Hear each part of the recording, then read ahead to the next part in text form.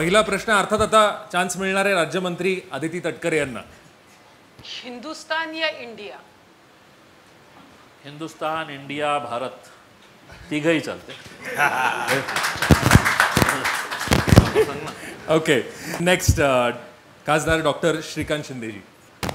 बी team का C team का Z team?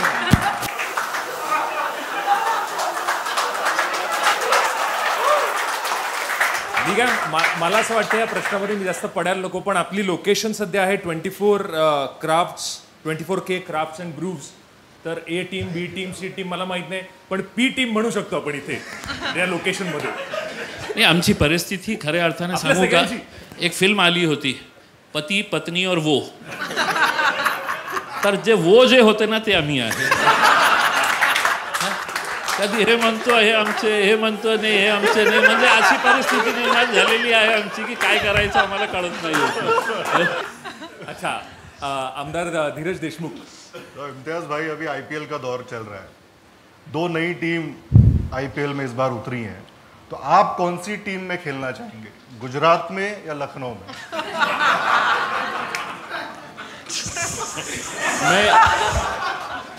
मैं खेलूं ना खेलूं, देखूं ना देखूं, लेकिन गुजरात जीतना नहीं चाहिए करके ये मेरी पूरी कोशिश है. और ये मन से नहीं है, दिल से बोल रहा हूं मैं. ओके, आता नेक्स्ट मी आमदार परिणय फुके यांना. नाही ते विचारणार नाही, आम्ही एकटं चालेल ना भाऊ.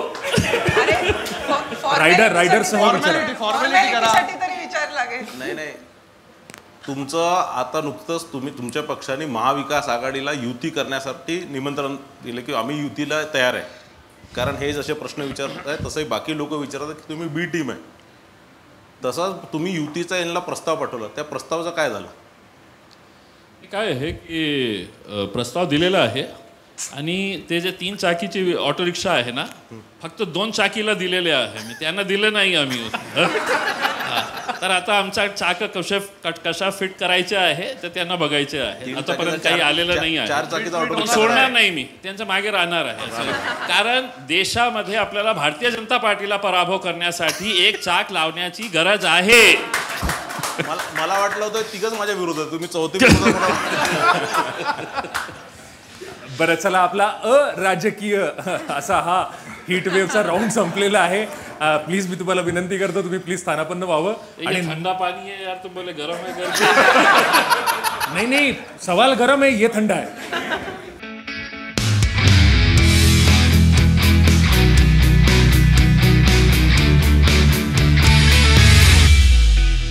सरकारनामा हीट वेव्ह मध्ये पहिल्यांदा राज्यमंत्री अदिती तटकरे रेडी आहेत. इथे पाण्याच्या छोट्या पूलमध्ये त्यांनी पाय सुद्धा डिप केलेले आहेत आणि आता हीट वेव्हला सुरुवात होणार आहे.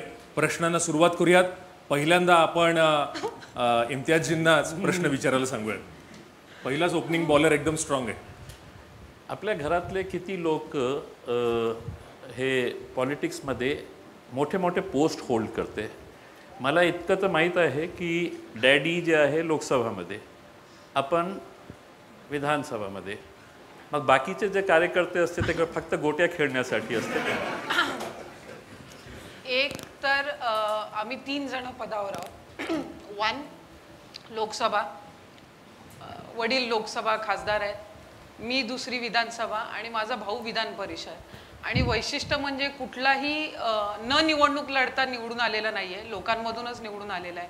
सो मला वाटतं कार्यकर्त्यांना मंजूर असेल म्हणून त्यांनी निवडून दिला असेल. माझी या प्रश्नाला विकेट केली असती, पण चांगला फेस केला त्यांनी. सप्लिमेंटरी अलाउड आहे. मला असं सांगण्यात आलं होतं की open mic challenge, Sarkarnama open mic challenge mostly अराजकीय आहे, पण आता इथे बसून मला असं वाटतं की राजकीय आहे का, असा मला प्रश्न पडला. नेक्स्ट आपण जाऊयात प्रश्न. आपण डॉक्टर श्रीकांत शिंदे, खासदार डॉक्टर श्रीकांत शिंदे, तुमचा प्रश्न. आपण आपल्या परिवारामध्ये सगळ्यात लहान आणि खूप कमी वयामध्ये मला वाटतं आपण मंत्री झाला आणि आता वडील लोकसभेमध्ये आहेत. तुम्हाला लोकसभेमध्ये जायला आवडेल का इथेच आवडणार आहे मंत्रीपद भूषवायला? सध्या तर पहिलीच टर्म आहे. वडील 25 वर्ष पहिले आमदारच होते आणि मग ते खासदार झाले. तो होपफुली तसंच रुटीन 25 राहिलं. वर्ष राहणार आहे. म्हणजे आम्ही शिंदे पॅटर्न जे आहे खाली म्हणजे वडील आणि खासदार श्रीकांतजी डॉक्टर, तसं आम्ही इथे उलट पॅटर्न आम्ही सध्या तरी. ओके, नेक्स्ट क्वेश्चन जो आहे तो मी रिक्वेस्ट करतो आमदार धीरज देशमुख यांना. त्यांनी प्रश्न विचारा. प्रश्न विचारायचे पहिले एक रायडर सांगतो की प्रश्नाचं उत्तर मिळालं पाहिजे आणि जे मी ऑप्शन दिले त्याच्यामध्ये एक चूज करावंच लागेल. ओके. अजित दादा का सुप्रिया ताई? फोन अ फ्रेंड आहे का? आता पवार साहेबांचा ऑप्शन नाहीये. नाही पवार साहेब, मी म्हणलं तुम्हाला रायडर आमचा आहे. अजित दादा की सुप्रिया ताई? राज्यात अजितदादा, केंद्रात सुप्रिया. तो ऊपर जाने का तय है. वा, क्या बात आहे. बरं, पुढे नेक्स्ट आमदार परिणय फुके, तुम्ही प्लीज प्रश्न विचारा. नाही, आता राज्यात 2 मंत्रिमंडळ खाली आहे राष्ट्रवादीच्या कोट्यात आणि तुमचं काम बघून मागील 2-2.5 वर्षाचं काम बघून जर तुमच्या पक्षश्रेष्ठींना वाटलं की तुमचं प्रमोशन केलं पाहिजे कॅबिनेट मंत्री म्हणून, तर तुम्ही कोणत्या खात्याचे मंत्री व्हायला, म्हणजे रायडर सोबत आहे माझं जे धीरजजीने रायडर दिलं, गृह खातं की अल्पसंख्याक खातं, कोणत्याचे कॅबिनेट मंत्री होणं तुम्ही पसंत करणार? मी सध्या तर राज्यमंत्री म्हणून खरं खुश आहे. पहिल्या टर्म मध्ये राज्यमंत्री मिळणं पण खूप मला वाटतं मोठी गोष्ट आहे. आणि जी सध्याची परिस्थिती आहे महाविकास आघाडीचं सरकार, त्यामुळे 25 वर्ष आणखीन हे सरकार टिकायला काय हरकत नाही. त्यामुळे पुढच्या टर्म मध्ये कॅबिनेट मिळालं तर. ओके, बरं, आपला हीट वेव्ह मध्ये चांगला सामना केला. पहिलाच प्रश्न फारच गंभीर होता, त्याला छान उत्तर दिलं तुम्ही. थँक्यू व्हेरी मच या हीट वेव्हचा सामना केल्याबद्दल.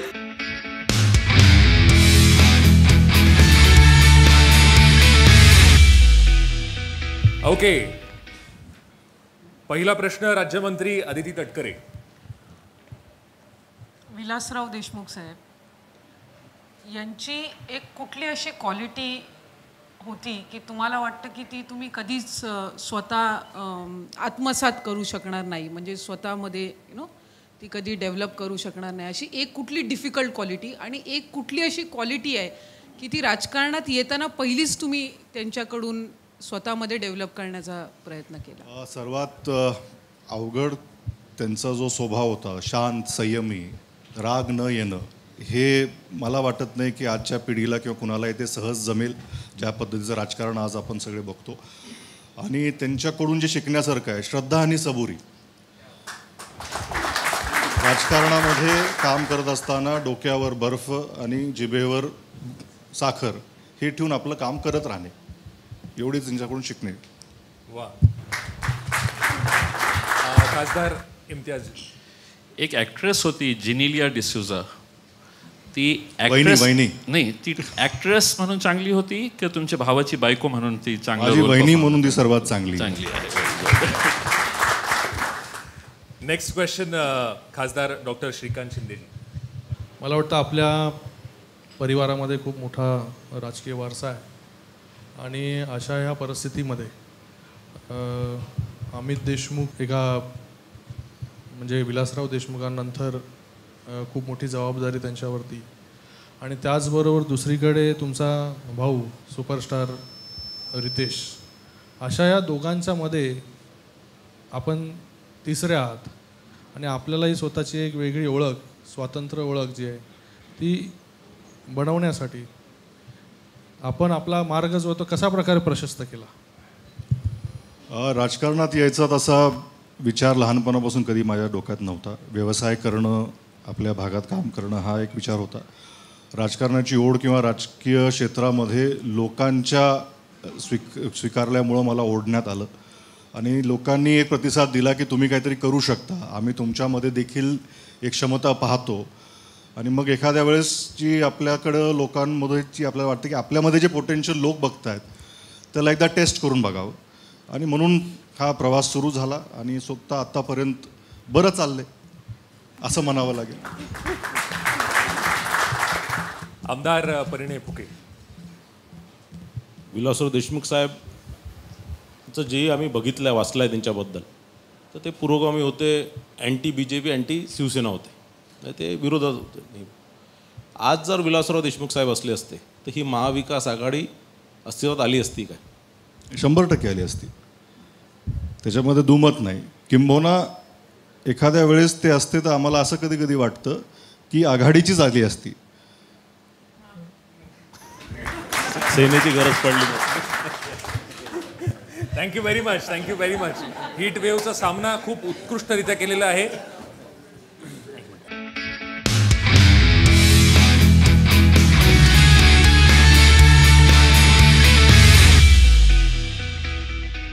राज्यमंत्री अदिती तटकरे, पहिला प्रश्न. खासदार म्हणून तुमची ही दुसरी टर्म आहे. 2014 ते 19 फर्स्ट आणि आता सेकंड. दोन्ही टर्म मध्ये तुम्हाला पार्लमेंटमध्ये डिफरन्स काय वाटतो? पाणी थंड आहे ना. मला वाटतं 2014 आणि 2019, 2014 मध्ये सगळंच नवीन होतं. 2014चा सुरुवातीचा काळ एकदम सगळ्या गोष्टी समजण्यामध्ये, शिकण्यामध्ये, आणि त्याच्यामध्ये जे लीडर्स किंवा जे निवडून आले होते किंवा आणि चांगले ओरेटर्स होते, चांगल्या गोष्टी आम्हाला 2014 खूप मोठ्या प्रमाणामध्ये एक स्पीच असतील लोक देणारे. आता इम्तियाजसारखे लोक आले, पण अगोदर जे लोक होते त्याच्यामध्ये खूप काही शिकण्यासारखं होतं. खूप त्याच्यामध्ये व्हेरायटी ऑफ स्पीचेस आपल्याला बघायला मिळाले. आणि 2019मध्येही आता नवीन पिढी त्याच्यामध्ये खूप मोठ्या प्रमाणामध्ये निवडून आले, नवीन फर्स्ट टाइमर्स. तर त्यांच्याकडूनही काहीतरी आपल्याला पहिला एक वेगळा अनुभव होता, आता एक वेगळा अनुभव. दुसरा प्रश्न, इम्तियाज अलीजी. समजले ना? समजा केंद्रामध्ये तुमची सरकार आली, सत्ता आली, तर प्रधानमंत्री उद्धव ठाकरे चांगलं असू शकतं किंवा शरद पवार चांगलं असू शकतं?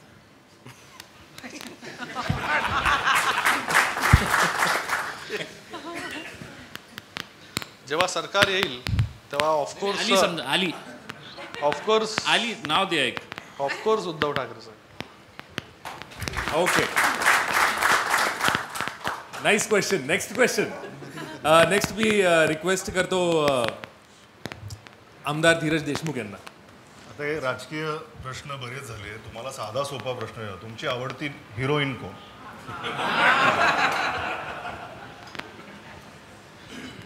मल्टिपल चॉईस आहे इथे. हा, तेच विचार करतोय कोण कोण आहे ते. कुछ नाम मैं बोल दूं? असं मल्टिपल्स आहेत. ना म्हणजे ऑडियन्सला आपल्या चॉईस बद्दल थोडंफार कळेल. हे ओपन माईक आहे, हीट वेव्ह आहे. काय माहिती, सेफ उत्तर देऊ शकता तुम्ही. दिवंगत कोणाचं तरी नाव सांगा. आता मी तुम्हाला विनंती करतो की तुम्ही नेक्स्ट प्रश्न विचारा. मला 2 विचारायचे होते, पण एकच विचारू, 2 विचारू? मला त्यांनी पास केल्यामुळे तुम्ही 2 घेऊ शकता. नाही, एकच विचारा, एकच. Will be तुम्ही fair. एक मेडिकल हेल्प सेंटर तुम्ही चालू केलेलं आहे, ते तुम्ही पूर्ण संपूर्ण महाराष्ट्र, कारण 2014 ते 19 माननीय देवेंद्रजी फडणवीसांचं एक CM रिलीफ फंड होतं, ते चांगल्याने काम केलं. तसंच काम तुम्ही तुमच्या ठाण्या मतदारसंघात करतात आहे, तसं काम तुम्ही महाराष्ट्रात करणार काय? नक्कीच. आता वैद्यकीय मदत कक्षाच्या माध्यमाने आम्ही जे काम करतोय फक्त ठाणे जिल्ह्यामध्ये नाही आहे. आपल्याला माहिती असेल की आज 24 जिल्ह्यांमध्ये वैद्यकीय मदत कक्ष काम करतोय. आणि वैद्यकीय मदत कक्ष ज्यांनी म्हणजे जो पाहतो सगळं काम, तो मंगेश चिवटे मागेच बसलेला आहे. तर पूर्ण महाराष्ट्रभर आपण काम करतोय. या मोठं काम या वैद्यकीय मदत कक्षाच्या माध्यमाने सुरू झालेलं आहे. 24 जिल्ह्यांमध्ये जे व्हॉलेंटियर्स काम करतात ते कुठेही एकही रुपये आमच्याकडून घेत नाही, स्वयंस्फूर्तीने ते काम करतात. आणि मला वाटतं हा जो पॅटर्न आहे सगळ्याच पक्षांनी जर अवलंबला तर मला वाटतं खूप मोठ्या प्रमाणामध्ये वैद्यकीय क्रांती घडू शकते. दुसरं विचारू काय? दुसरा नको, दुसरा मग सगळ्यांना मला एक द्यावं लागेल. नाही यांचा पास झाला ना. पास झाला म्हणून चला बरं ठीक आहे. ओके हां. महाविकास आघाडी सरकारमध्ये तुम्ही कोणाच्या कामावर समाधानी आहे, मुख्यमंत्री की अर्बन डेव्हलपमेंट मिनिस्टर, कोणाचं काम चांगलं आहे? मला वाटतं या राज्याचं नेतृत्व करणारे उद्धवजी ठाकरे साहेब आज ते मुख्यमंत्री म्हणून आहेत आणि त्यांच्या नेतृत्वाखाली अर्बन डेव्हलपमेंट मिनिस्टर एकनाथजी शिंदे साहेब काम करत आहेत. त्यांच्यामुळेच आज ते अर्बन डेव्हलपमेंट मिनिस्टर आहेत आणि त्यांचं डिपार्टमेंटचं काम जसं मुख्यमंत्री पूर्ण राज्याचा गाडा आखतायत, त्यांच्याचबरोबर अर्बन डेव्हलपमेंट मिनिस्टर जे आहेत ते या पूर्ण महाराष्ट्रामध्ये चांगल्या प्रकारे काम करत आहेत. Thank you very much. मी रिक्वेस्ट करतो की प्लीज तुम्ही स्थानापन्न व्हावं.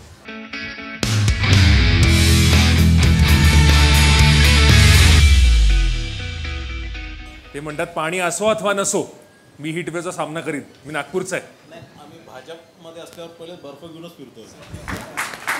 पहिला प्रश्न ॲज युजल राज्यमंत्री आदिती तटकरे. आपण ज्या पार्टीचं प्रतिनिधित्व करता त्याच्यातला एक असा विचार जो आपल्या राष्ट्राला पुढे नेऊ शकतो आणि एक असा विचार जो राष्ट्राला 100 वर्ष मागे नेऊ शकतो, असं कुठले दोन? बघा, भाजप हा देशातला जगातला सर्वात मोठा पक्ष आहे आणि हा आपल्या देशाला, भारताला जगात नंबर 1 नेण्याची क्षमता असलेला एकमेव पक्ष या देशात आहे, तो भाजप आहे. आणि त्याचा असं कोणी देशाला मागे नेण्याचा कधीच विचार नाही आहे. आणि जो भाजपचे सर्वच विचार जे आहेत ते देशाला पुढे नेण्याचे आहे. आमचं ब्रीदवाक्यच आहे, first country than party than मी. म्हणजे देश मागे नेण्याचा कुठेच विषय नाही, देश पुढेच जाणार आहे आणि जगातला नंबर 1 देश हा भारतीय जनता पार्टीच्याच राज्यात होणार आहे. इम्तियाजी.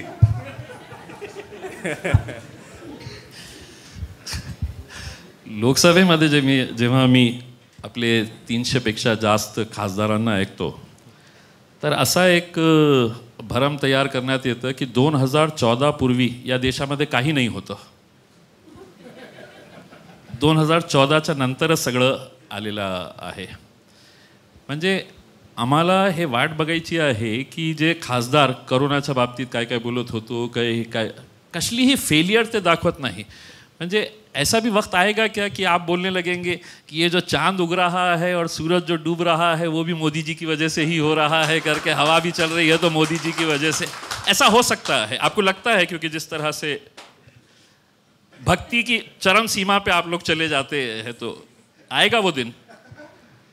देखिए, ऐसा है कि आपने ये सवाल पूछ के ये तीनों के मन में जो शंका थी कि आप बी टीम है, ये आपने दूर कर दी.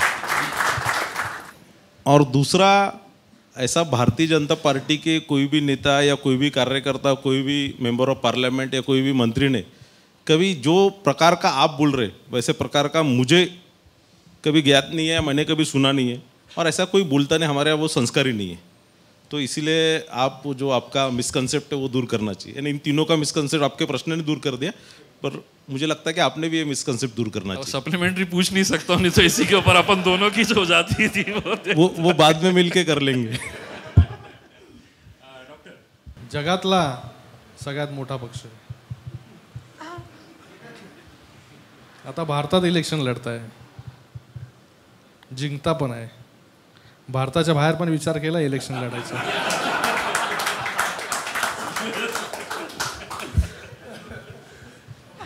आणि अजून एक आहे, एक सप्लिमेंटरी अजून विचारतो. नाही एक मगाशी त्यांनी 2 विचारले. नाही, ते पास झालं होतं म्हणून. जगातला ताकदवर पक्ष आहे, सगळ्या गोष्टी झाल्यात, सगळं मान्य आहे.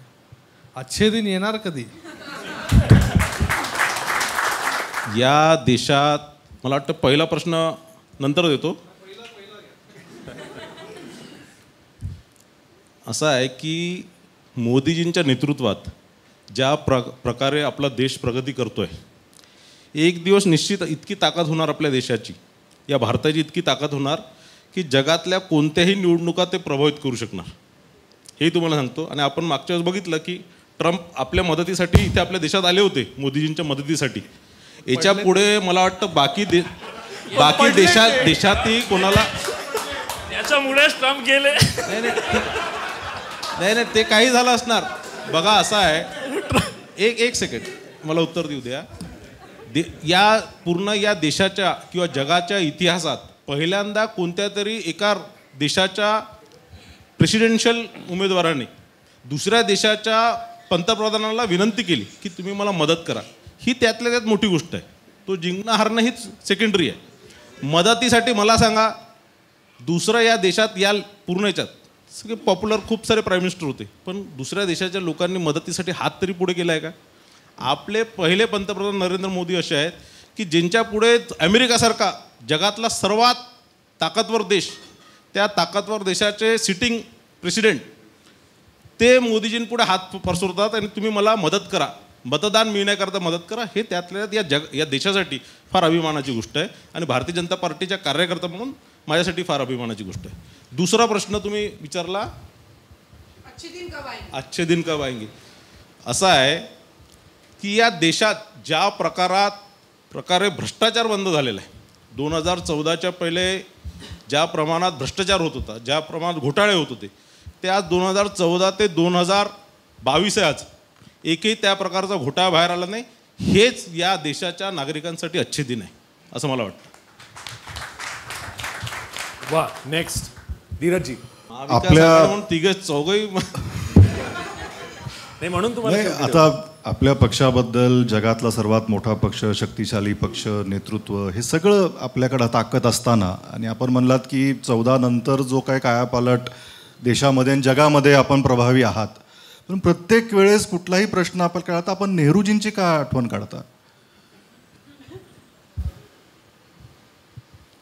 कारण असं आहे की काँग्रेस आजही स्वतःच्या पक्षाच्या अध्यक्षांच्या भरोश्यावर मतं मागत नाही किंवा त्यांच्या पक्षाच्या दुसऱ्या कोणत्याही पंतप्रधानांच्या भरोश्यावर मतं मागत नाही.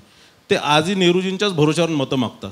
म्हणून असं आहे की आमच्या पक्षात असं वाटतं की कंपॅरिझन झाली पाहिजे, त्यांच्यासोबतच झाली पाहिजे. दुसरे बाकी काँग्रेसच्याच नजरेत बाकी जितके पंतप्रधान या देशात झाले ते काही तेवढ्या त्यांच्या भरोश्यावर मतं मिळणार. अटल बिहारी वाजपेयी पण पंतप्रधान झालेत, ते ह्या गेल्या 60 वर्षामधलेच आहेत. नाही बघा, कंपॅरिझन कधी विरोधकासोबत होतं, आपसात थोडी ना कंपॅरिझन होतं. तुम्ही हे तर मान्य करता की नेहरूजींनी काहीतरी केलंय. नाही काँग्रेस पक्ष हे मानतं. कंपेअर करण्यासाठी काहीतरी असलं पाहिजे ना, नाहीतर आता इम्तियाज भाई म्हणले कुछ था ही नहीं, एटलीस्ट अभी है कि कुछ था उससे कंपेअर कर. नाही ऐसा आहे की काँग्रेस पक्षच हे मानतं, म्हणजे काँग्रेस पक्षाचं आजचं नेतृत्व जे मानतं, मागील 10-15 वर्षापासून जे काँग्रेस पक्षाचं नेतृत्व करतात आहे की नेहरूजी, कारण ते आताही नेहरूजी आणि गांधीजींच्या नावाने मतं मागतात. त्यांच्याकडे दुसऱ्या कोणत्याही पंतप्रधानाच्या भरोश्यावर मतं मागण्याकरता त्यांच्याकडे जागा नाही आहे किंवा काम दाखवण्याकरता जागा नाही. ते कंपॅरिझन नेहरूजीचं करतात, म्हणून आम्ही टीका नेहरूजींवर करतो. नागपूर मुळे खरी हीट वेव्ह इकडे आलेली आहे.